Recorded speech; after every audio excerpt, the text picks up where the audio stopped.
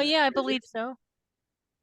Oh, that's perfect. Thanks. As you know, these things go on for a long, well, much more than an hour usually, because it's always so interesting. But tonight, or well, this morning your time, we are going to have a fascinating conversation with LA, and he has. You've probably seen the bio we put out on the email, but he's fascinating to me because he's a practitioner, but he's also branching out into the academic, historical, and he has come up with a lovely poetic way of describing what we do, which is the cinema of self-inscription, which I thought was really very nice. So he's a poetic soul at heart, plus an academic, plus a practitioner. And what I thought was great for all of us is to sort of get some insight into the origins of the whole idea of personal expression or personal filmmaking. And just to start there, because it's great to put what we do into a context, like, you know, into a social, historical, even a political one.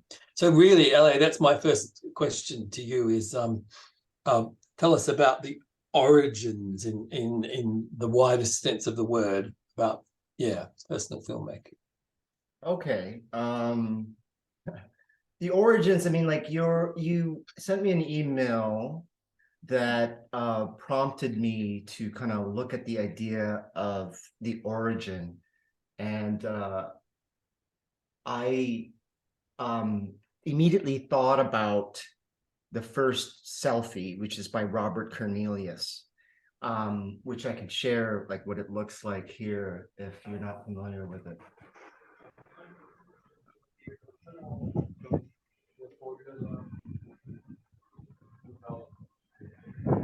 It's the first selfie done in 1839, made with an improvised camera obscura with an opera glass, and it took about 10 minutes. And I was thinking about that and his patient attempt at this photographic self-portrait, and I was wondering about the initial impulse that motivated him to do that. And I read this article by Klaus Christian Carbon that shows how Albrecht Dürer and other great self-portraitists express themselves using universal principles that are also reflected in today's selfie photography. You know, like Van Gogh, Frida Kahlo, who's most productive of them all, nearly half of her oeuvre being self-portraits, and Jan van Eyck, who painted his portrait of a man in the year 1433, is considered by many to be the first painted self-portrait. So at some point in art history, around in 1400s, painters started to depict themselves. And this was not only done for the sake of having an image of their own, but to express a certain state of their own to others and to the public. And so in this paper, Carbon was talking about what is the purpose of self-depiction and what is exactly the individual's idea behind painting or photographing oneself.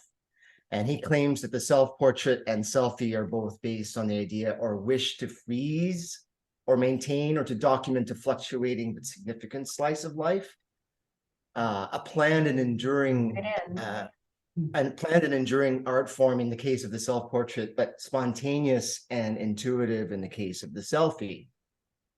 I think the question, what if, leads to experimentation of all kinds, and ideas continue to spread by leaving your mark behind. And this impulse to leave one's mark maybe is as old as humanity itself, if you consider the Cueva de los Manos, the Cave of Hands, for example, in Argentina, which features stenciled handprints and wall paintings dating back to 10,000 years.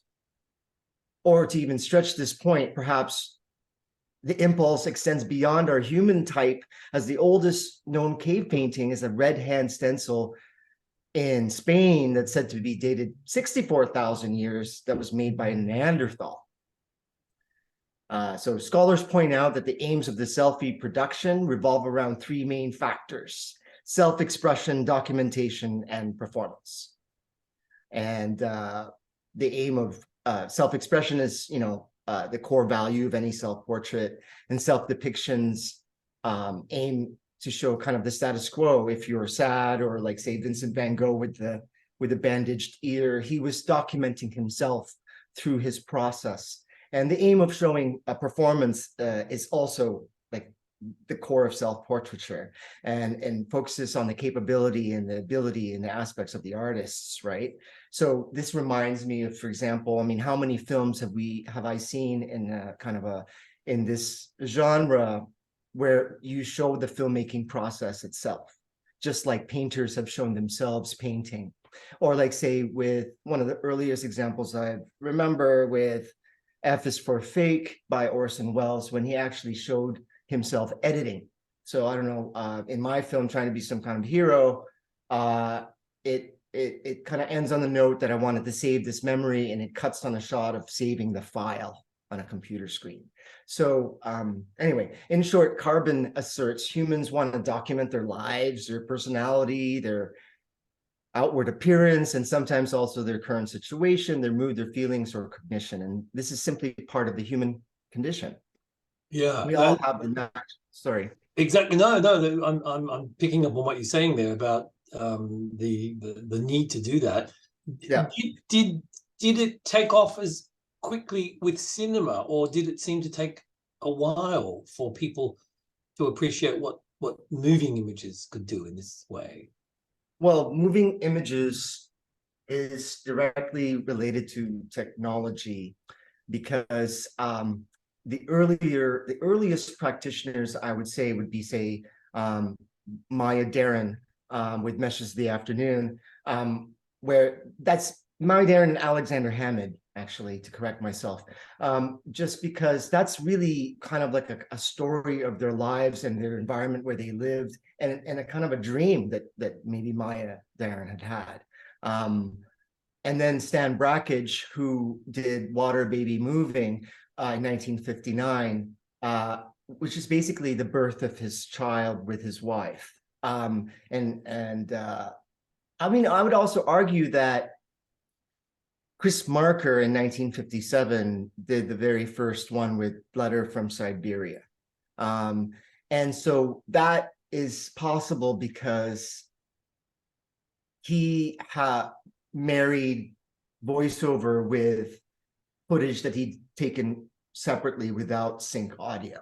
So when sync audio and film started to become together, really the first practitioner was Jim McBride and Ellen Kit Carson, who did David Holtzman's Diary, which was a faked first-person documentary. But given cinema had been around for like 50, 60 years by then, was it just technology that led those sort of people to do something, or was there something post-war in the zeitgeist, in the cultural zeitgeist, that led people to think, oh, I can turn the camera back on myself? I mean, it was always there. I think the impulse when the first 16mm sync sound cameras came about. For example, in 1960, there was an exhibition by Joyce Wieland that was inspired by Maya Deren's visit to the Toronto Film Society in 1960. And they held probably the first ever personal documentary exhibition at a gallery as part of her show.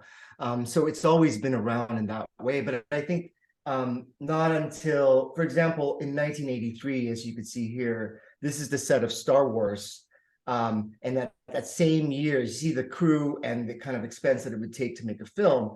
The same year, the beta movie came out, and it actually literally came with a case that kind of inspired people to kind of take it on the road and have to shoot what inspired them to shoot spontaneously, just like the selfie, just like in a way I mean, I would say that the difference between now, the video blogging and the kind of the way that we do self-broadcasting, the difference between that and cinematic self-inscription, not necessarily that it's at the cinema, but I think it's the care and work that one would put into this self-portrait of oneself, like just like you would do in the Renaissance period. The care and kind of perspective that you would put on, say, your need, your mood, and the status quo of your situation at that moment. So I think after David Holtzman, Ed Pincus, I don't know if you've seen a diary 1976 or 1971 to 1976. But that is almost like a 3-hour a personal documentary that he did of his wife and his relationships, his polyamorous relationships. And coincidentally, he also wrote the Filmmaker's Handbook, which was my textbook when I went to film school. Yeah, so David Holtzman, I think one of the earliest practitioners, I'll also argue, is Edward Muybridge, who really wanted to capture his physique almost as like a scientist in motion. So this is like before motion picture, and I would argue he's almost like the first personal documentary filmmaker of his physique and his movement in the absence of a motion picture. Fascinating. So I didn't know he'd done those. Yeah. And also, I would say Jonas Mekas, who in New York at the time insisted on documenting his life with Super 8. And then he, throughout his life, would accumulate them and output them as edited versions with voiceover or literally diary entries from those time periods. And this one is coming from Song of Avignon, 1998. And he's very much into looking at the everyday spaces and everyday human interactions and finding the poetry in them. Even you're looking from to today, and you've got all of this to look back through. Do you see any desire on some or all of the practitioners for a type of therapy involved, a type of working things out with the camera, through the idea of having other people see it? Was that relevant, do you think, looking back at it historically now? I would say that's part of the reason why it's become a widespread practice now, but it's not spoken about necessarily academically. In fact, kind of like it's frowned upon academically. Like when you start talking therapy, it becomes kind of woo-woo and part of the left kind of side. So it's sort of frowned upon, and maybe it's systemic also, like not necessarily frowned upon, like you can't talk about it that way. But certainly there's a lot of documentation, a lot of evidence now that that is actually an effect of making personal films. And it's really all about externalizing your story. And so you're able to see your story from outside. You're able to sort of separate yourself from it. I recently came across a book, trying to find the actual Spanish title, but anyway, it's translated, I think, to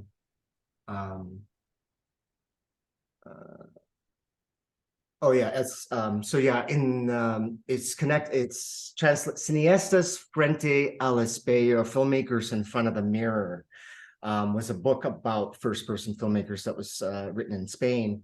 And that title in my head collided with another idea that I heard the spiritual guru Deepak Chopra talk about in emotional healing. He says, in a gentle metaphor, the Vedic tradition in India refers to the healing process as blowing dust off a mirror.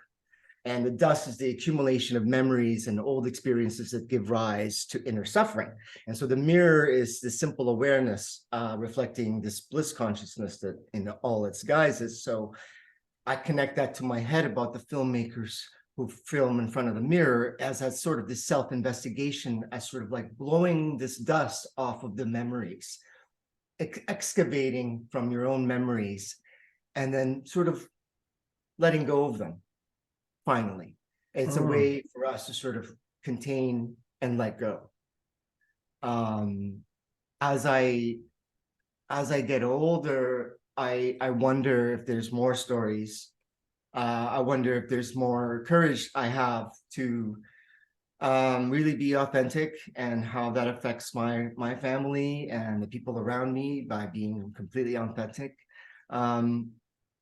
I think there's another, like, I want to make a web series that's sort of a self-revising, never-ending web series about first-person documentaries, kind of featuring not only themes, but filmmakers, but sort of like make it be like a reference point for anybody. But also I've started to think about a new movie that I want to make. And it's like, well, I've been thinking about it for a while, like most people. It's called Hello, My Name Is, which is really about my name change. Because I've met so many other people who've changed their names for various reasons or another. And the idea of names, linguistics, and the power of words, the power of the story, the power of the way you present yourself, I think that intrigues me. And the fact that I've just recently changed the way I want people to call me from Leicester to LA, which is really Lester Alvin, which is my first and middle name. I also want to like find other people and see what their reasons are. So I keep finding these things that maybe I want to, that one, I feel like it's not so much to let go of something, but to sort of explain to people, like to explain myself. And I think there's also that. The other interesting thing that I find is that this personal documentary intersects with the home movie, because the home movie has a huge tradition, and somehow that has made, I think, the acceptance of this personal documentary now, and it's the genre. It's made it more palpable, and made it also more confusing. Is it a home movie or is it a cinema? Is it, and I also have found out something very interesting that I want to share, is that this is a particularly American phenomenon. I mean, like from Maya Deren on, it's been, for example, I've read somewhere where in Spain, there were no existing first-person documentaries until they had film festivals that showed Alan Berliner or and other filmmakers.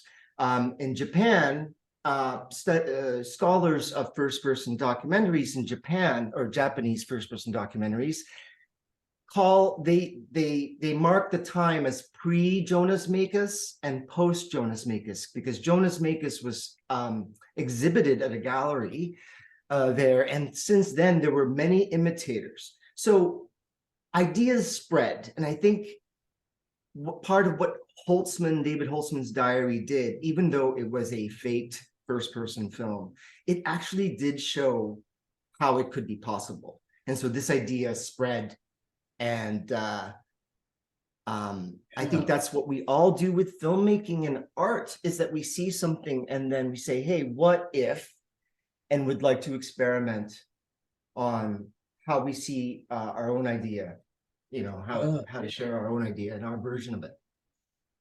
Just so everybody knows, there's plenty of time for questions at the end. I've only got two more, and LA can just sort of expand on those, but then we can open it up. So please just start thinking of some good questions for yourself. But picking up on that point, LA, how do you think, looking back again, because we've got the history, we've got the luxury, of being able to look back, how has society, or perhaps different societies, because you were just fascinatingly talking about how more American it might be, I mean, how has the sort of traditional cinema world or even art world looked at the personal film? Because do they denigrate it? Is it home movie? Is it nothing serious, or what? And of course, that leads into social media now, where everyone can be brought to be exported. It's only relegated towards those specialty festivals and galleries, and so not a lot of people get to see it. Now it's with Netflix and streaming services, whatnot. I think it's becoming more.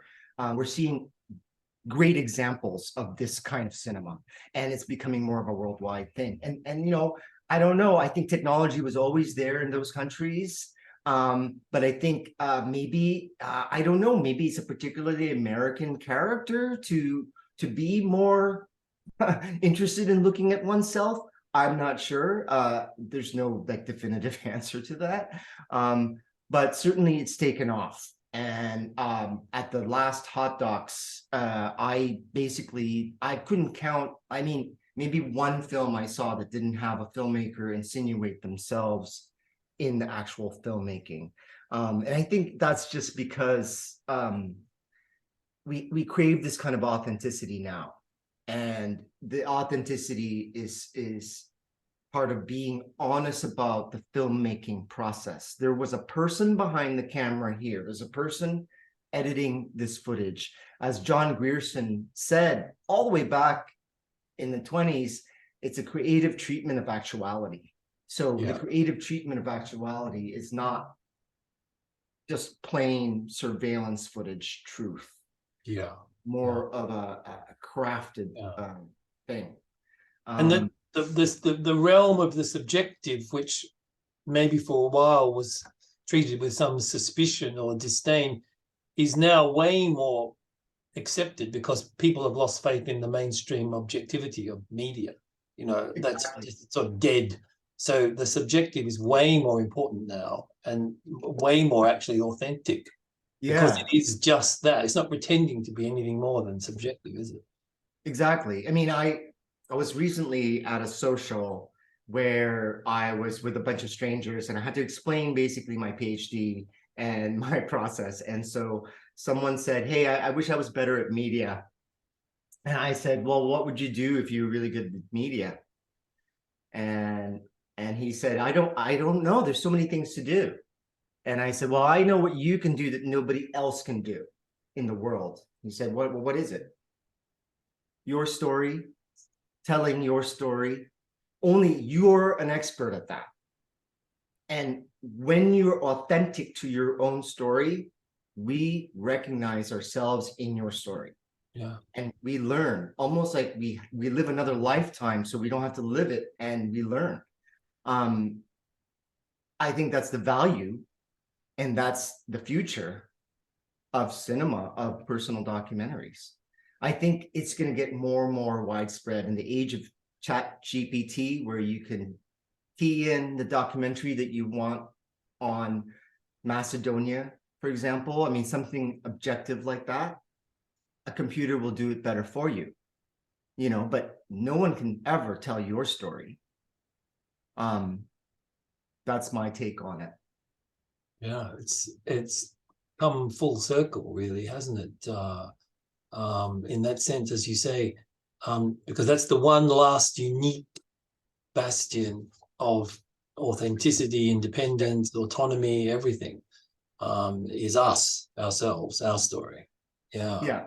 I mean, contrary to the doomsayers of AI, I think it'll just make us investigate our own humanness even more so.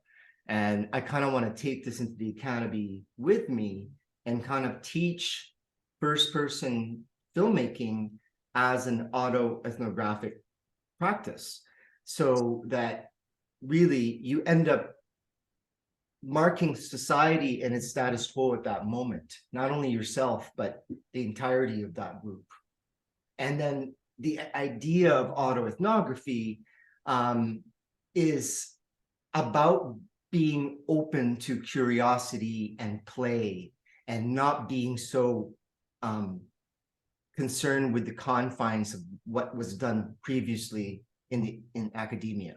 but more exploring and gaining new knowledge through this kind of curiosity and play and being open to that. Wow. As just lastly, I know I don't think Jean Rouch gave his camera to some of the people he was filming in Africa. I can't be sure, but I'm just wondering whether anybody's done that from cultures that have got no sort of history of technical storytelling. The idea of a lens and a camera. Do you know anything like that, where there's been any sort of so-called personal expressions from cultures that are non-Western in the extreme?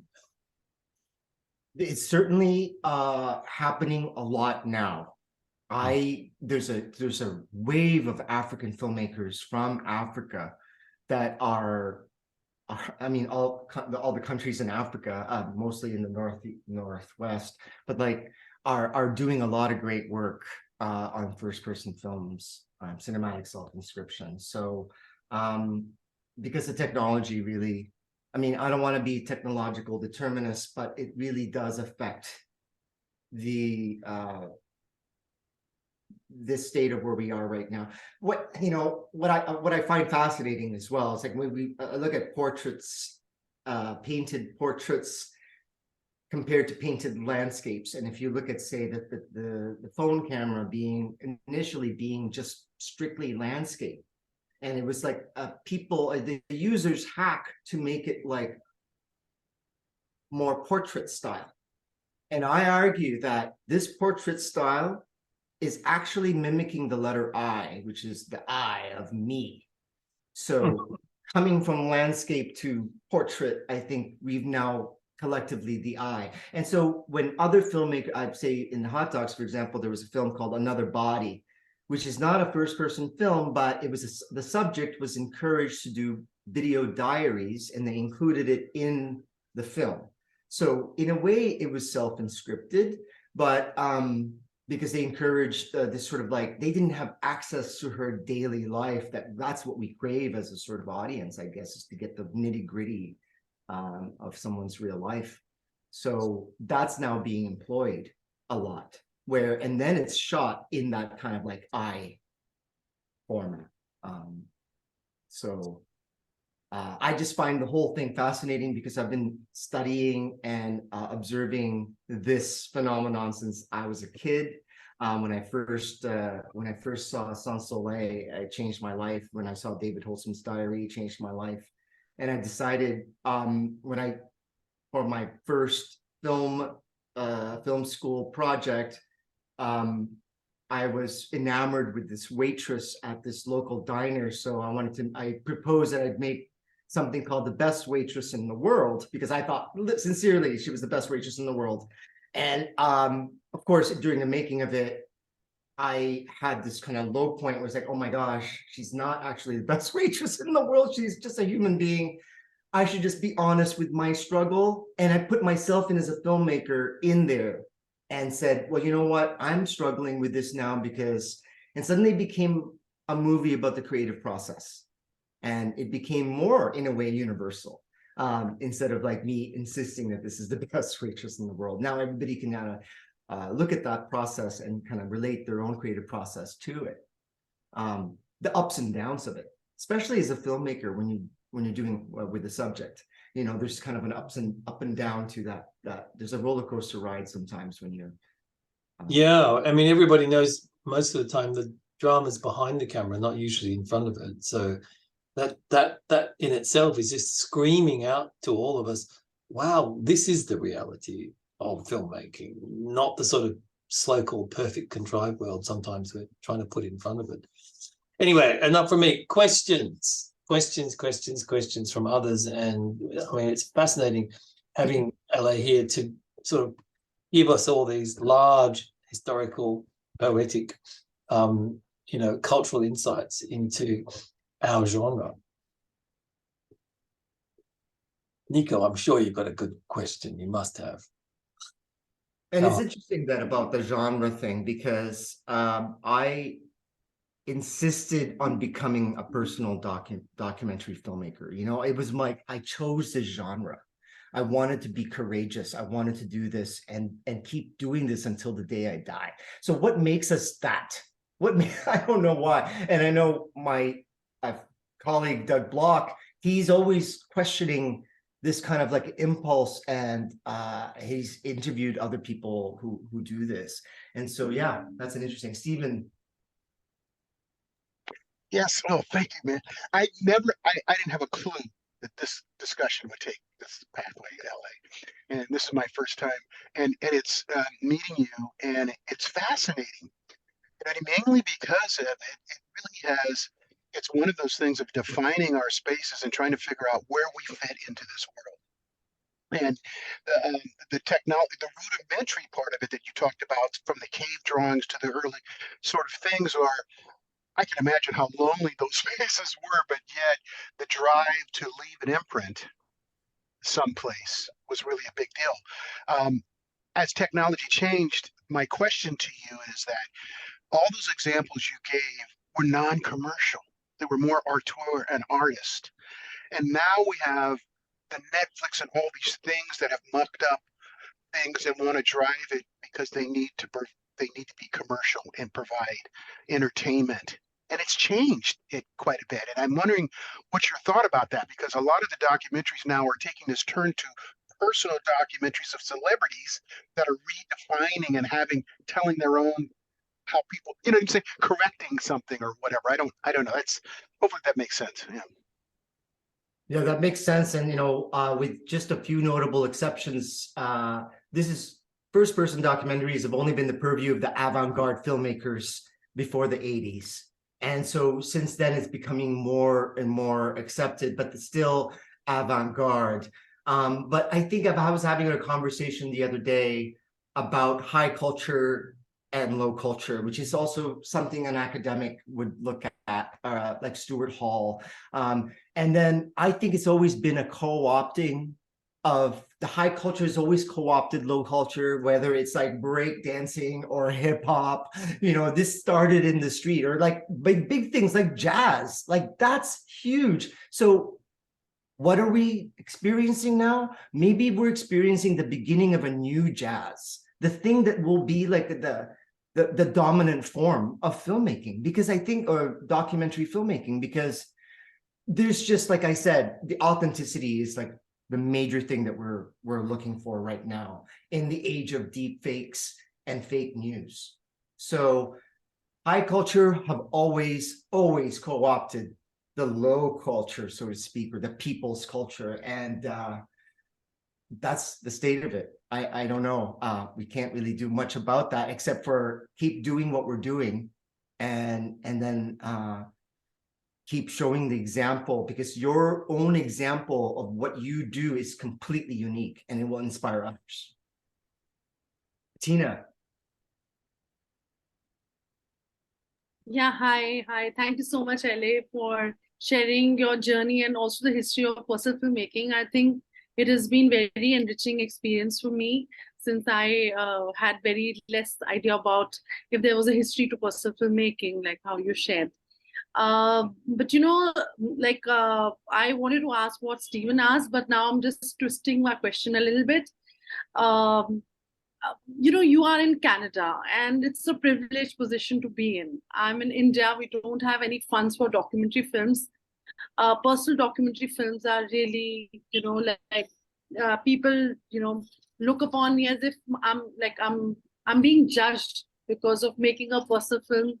For the last 3 years, I'm a breast cancer survivor, and I'm on a quest to understand if breast cancer is a stigma in India, and what do men think about it. So I don't know what will happen once the film is made. Other than getting 2 fellowships, which have given me a very small little grant, I haven't really been able to be very lucky that way. But I just want to understand, has your film also been to film festivals? How do film festivals react? Did you ever try to sell it to Netflix and other, platforms in Canada? So what has been your journey like that? Like, yeah, it's a commercial world, but, let's say, what was your experience like in that? Yeah, I mean, I think similar to what Stephen was also talking about when he was talking about amateur versus professional. Amateur, as Maya Deren wrote in her famous essay, is the root is love, and for doing something for the love of it, meaning not for the money. And so that's kind of what I like about those films, and that there's actual passion that it's unquantifiable. Like you can't really put your finger on it, but there's this thing that kind of draws you to that. And I think part of that is the amateur impulse, in that like the love of the subject, of the love and the need to do it. There's this thing, oh, I got to do this, I got to do this. I think I love films like that, and I don't know why. There's this thing that's captured. For myself, I have had some films in festivals. 12 was shown. Trying to Be Some Kind of Hero, I was shown widely in film festivals as well. Maybe there's a lot more support in Canada. When I applied for Trying to Be Some Kind of Hero, which was the search for my missing grandfather, I had just had, my daughter was just born, and I was given the proposal for a grant proposal printed out, and I literally hand wrote the proposal, and I said, now that my daughter is born, I want to leave something for her to know about my heritage. And I got $16,000 just because of this passion that I had by writing it down in handwritten form, I think. That said, I just recently heard, say, Barbican On Demand, for example, in the UK, recently curated a whole program of first-person documentaries. And there's many festivals now that are kind of programming sections of just first-person documentaries. I would love to start a first-person documentary film festival. I believe there's also now a streaming service that's just a first-person streaming service. I have to look at the name for that, and I'll send it out to the email once I get it. I'm not going to be able to put it on the chat right now, but I'm still, my hack to live was to go back to school. So I got like a scholarship. I might also, I have student loans. They said, I saw an ad that said, you're a practicing filmmaker and you want to teach, apply. So I tried to apply, and they said, well, no, you need your master's for that. So I went back to school, and I realized after 30 years of not being in school, and I realized I love it. And so I'm now doing my PhD. And so kind of continuing with that study. Well, I wish you the best of luck, really. I mean, there's really no quick answer, but I think the world is changing and accepting this more. And as long as you're honest, and I think the more we don't imitate others, and the more you're just like completely just doing your own thing, that's a good rule. Dewi, is that Dewi? Dewi. Dewi. Hi, thank Hi. you. Just to give my question context, let me just quickly introduce myself. I'm a filmmaker and editor and director-editor in Colorado. I'm mixed race native Bornean. I was adopted by white people as an infant, raised in white suburbia in the US.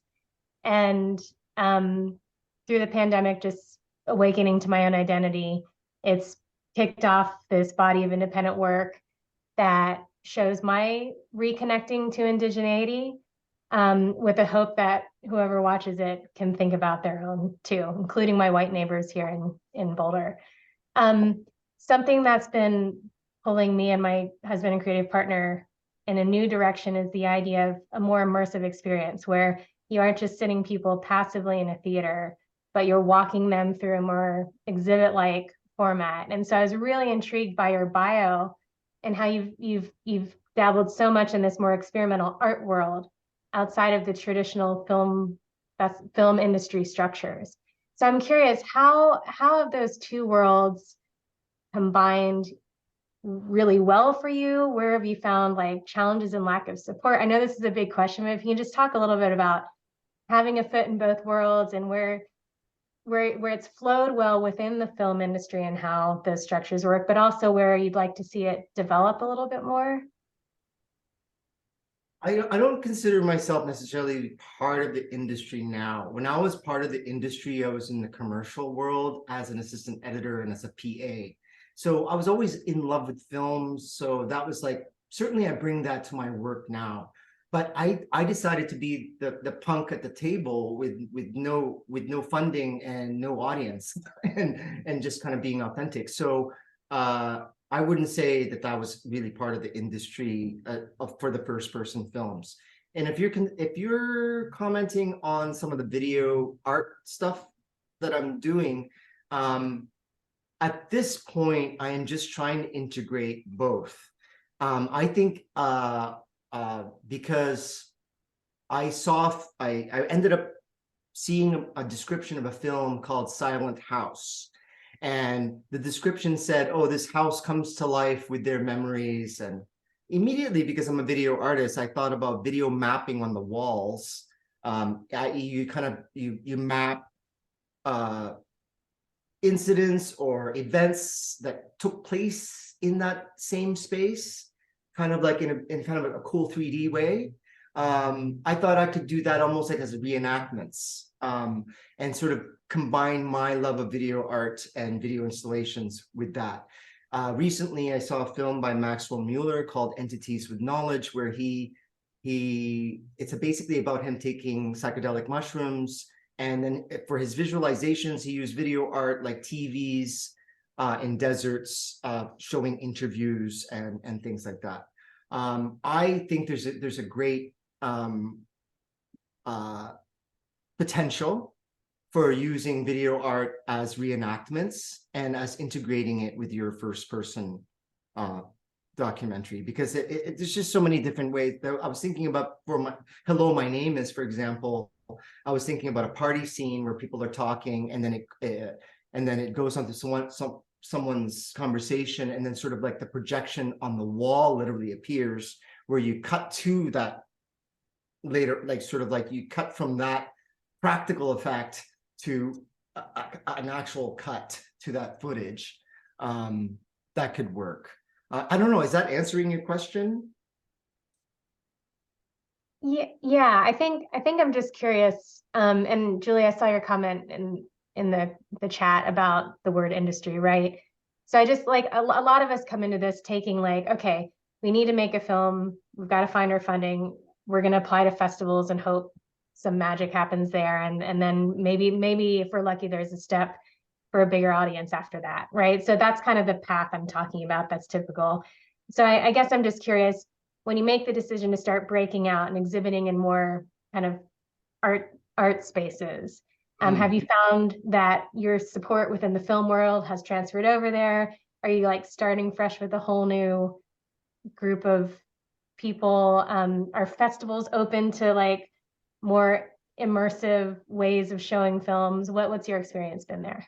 I did something called Chapter Nowhere, which is a live cinema documentary, which is something where I had a box of recipe cards, and in the recipe cards were incidents from my life, and I would just talk about them. So I'd just pick one at random, and then I would trigger images from my life, so you'd never see the same performance twice. So in that way, I was definitely accepted into that world because I was already a documentary filmmaker, and I know people trusted me to do that. So yeah, it helped. It helped, but you know, I'm not like, say for example, Circus Boy was a desktop film, something I did on my desktop. It's being released on Kanopy on iTunes right now because it was at Hot Docs. And but you know, for example, Hot Docs, the audience award winner was a first-person film called Angel Applicant, and it's one of the best first-person films I've seen in a long time, about someone's medical condition and how he connects it to Paul Klee, the artist's medical condition, and sort of a documentary on Paul Klee and himself. And he also works at a commercial industry, and so maybe that helps. But I think, for example, when Bing Liu won an Oscar for Minding the Gap, things changed, I think, that moment. And I think we can still keep doing it. We gotta stick together and keep doing it. Nico. Hi. Thank you so much for this. It was really interesting, and I learned a lot, and I already have lots of links, lots of tabs open to go and dive in deeper to lots of stuff that you said. So my question is, I'm doing a documentary. Well, I still say, Jeffrey, don't kill me, that it's about my great granddad, even though in reality it is about my journey to find my great granddad's history.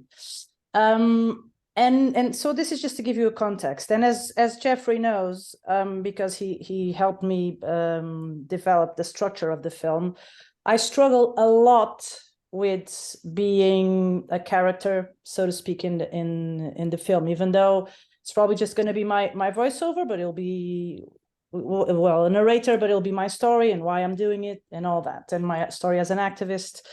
So my question is, because sometimes I'm doing it and it's all going very well, and then suddenly I'm like, who the hell cares? I mean, who the hell is Nico? Why should people care? And, you know, and you get this, and then you just, no, let's go back and start working again.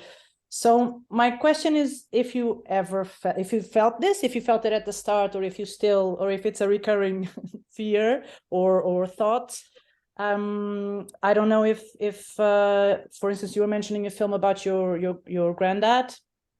I don't know if it was your first film or not, or how do you, I mean, more than to others, but you have to justify it for yourself first. Do you know what I mean? How did you by your smile, I can see you understand. How did you overcome that? How does one continually have to overcome that over and over again with everything you do all the time, every day? I mean, you know, I don't think it ever ends. I did a film called Birthmark, which is actually my first feature-length first-person film. It's actually not in my bio. I'm going to include it, but it's on a Vimeo on demand, so that's why I don't include it, because it's not like a free link. But that was about me discovering that I grew up with the idea that I was called bad luck because I had a birthmark, and I wanted to ask other people if they had birthmarks and they have that similar story about it.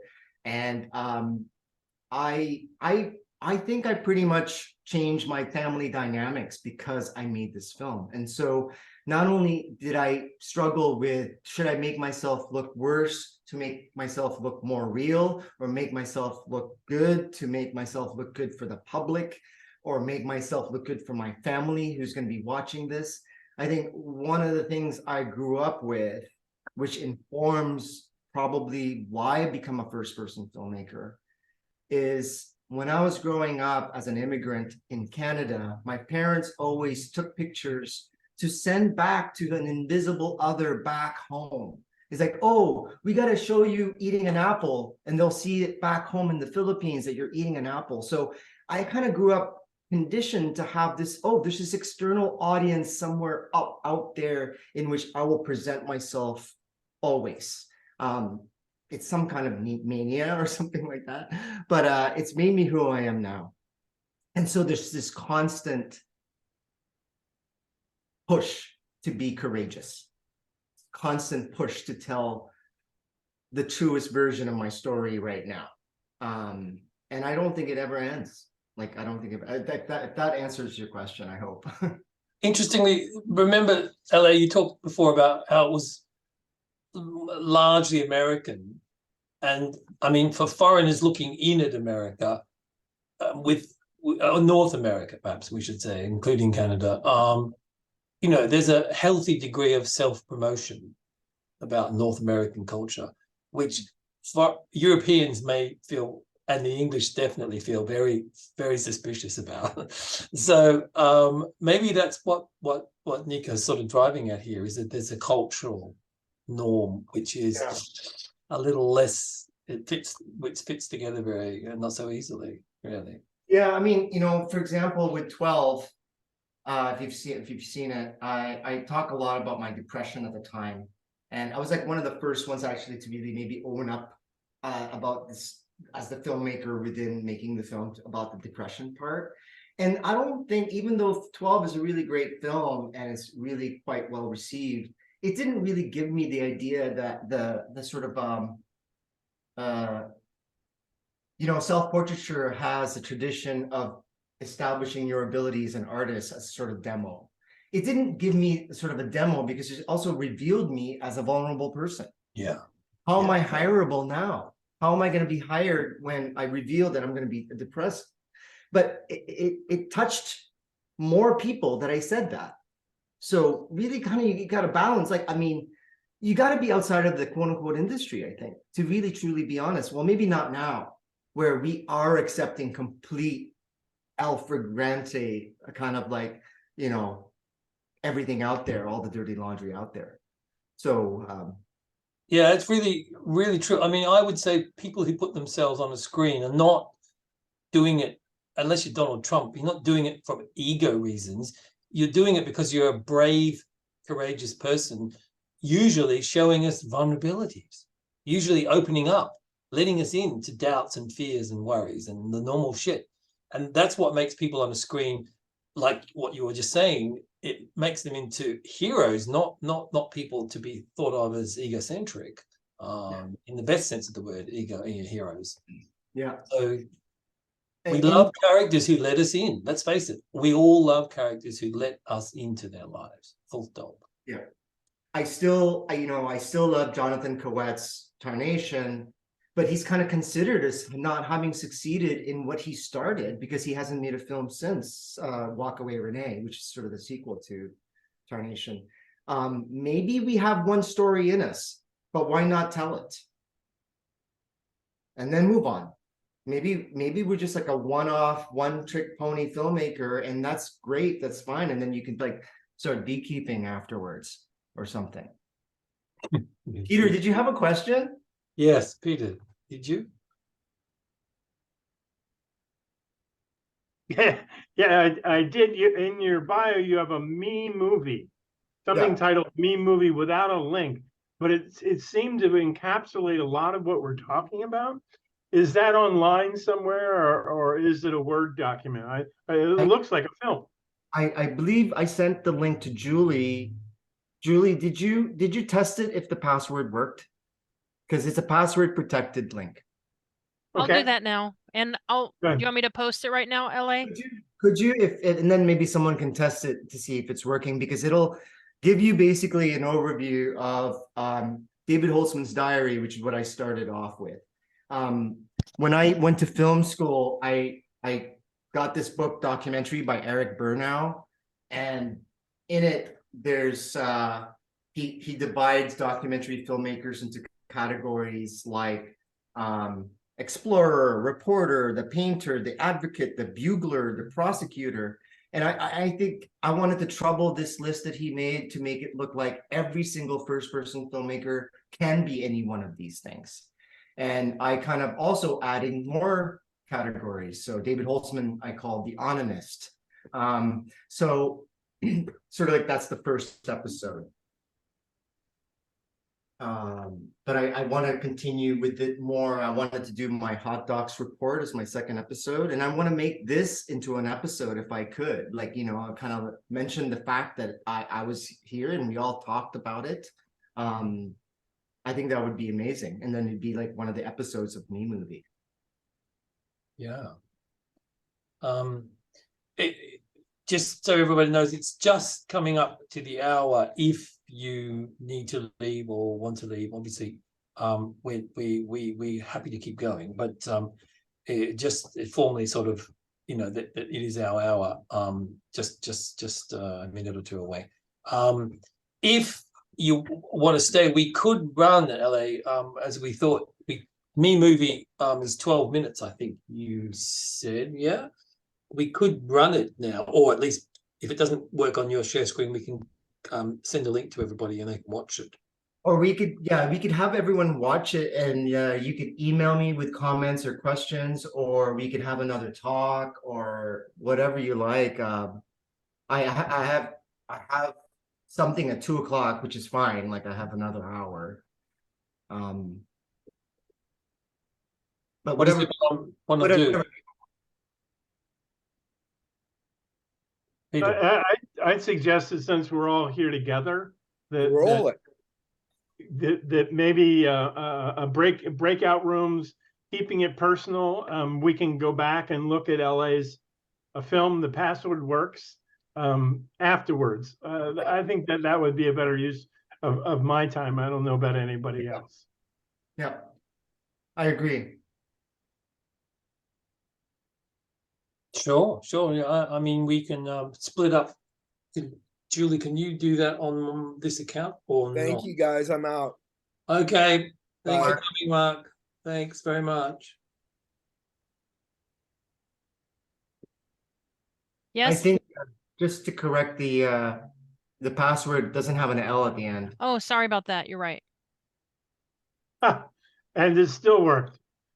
Oh, wow. So, LA, you were talking about an author who put together these different categories: the bugler, the journalist, the reporter. Who's the author? That's Eric Barnow, Okay. ERIK. And so also to answer your previous question, Jeffrey, this is a textbook. I don't know if you can see this, Directing the Documentary by Michael Rabiger. And on page 138, actually, he says subjects to avoid. And and he says, any ongoing inhibiting problem in your own life, see a good therapist. You won't find any solution while trying to direct a film. So this is like actual textbook that says to students of film not to do exactly what we're doing, which is actually finding healing through reflecting on our own lives. Yeah. Maybe providing healing for others. Yeah. Yeah. So I mean, fascinating how it's seen by some people to be indulgent, isn't it? It's like that's a sin, that's a crime, that's something myopic. to do. It's indulgent. It's navel gazing, myopic, solipsistic, all these words, right? I've heard them all about my own work. And how I maybe not being so solipsistic or navel gazing by just being authentically there. Like it's not like, I think just you can balance out these sort of navel gazing accusations by just being completely open about it. Like, sure, I am doing it. And why? Because this is helping me right now. Bindu just wrote, before, she says it's odd that most personal films don't get any funding when it's such a big trend. It's so true. There's still that sense that it's amateur, it's not professional, it's not objective, it's not big enough, it's not important enough. There's still definitely that out there. Yeah, but I think in place of that, I think I believe there's a revolution happening. And yeah, Nico, you have your hand up, but can we go to Jimmy before? So just to offer a perspective of the funding, I think one of the challenges I think filmmakers are still going back to the same places to get funding where, I've always heard their money, they just aren't giving. So while the trend is we're doing more personal films, the trend also, so I had a chat with the National Retail Federation of the United States, the diversity inclusion director, about my film and Rice Firebird. And she was telling me that, listen, she knows the big retailers have put in tens to hundreds of millions aside for racial equity work. They have put that money aside. The reality is filmmakers aren't going to them. They have earmarked this money for this, as long as you can align it with aligning with their staff needs, this money has to be spent. People have a job to spend this money, but for us as filmmakers, well, not us, I think a lot of filmmakers are still going back to hot dogs or South by Southwest or going to the same funders. Yeah. My team, we're pulling up a diversity and inclusion conference. We're going there now to look for funding because I know I won't meet any filmmakers. I can even tell you where I'm going. I'm pretty certain I won't meet filmmakers there. But it's not easy work either. It is still pulling that up. So I think from a business standpoint, I'm not saying it's easy because it's not. So I'm not gonna say what I'm doing is easy, but I know that there's probably a lot more money out there for unconventional projects than ever before. I just don't think there's a lot of money in the traditional filmmaking buckets. Very good Yeah. point. Everyone seems to be going back to. Yeah, very good I think point. that's a great point for Tina as well about your project. I mean, I think that's a great avenue for, I mean, just like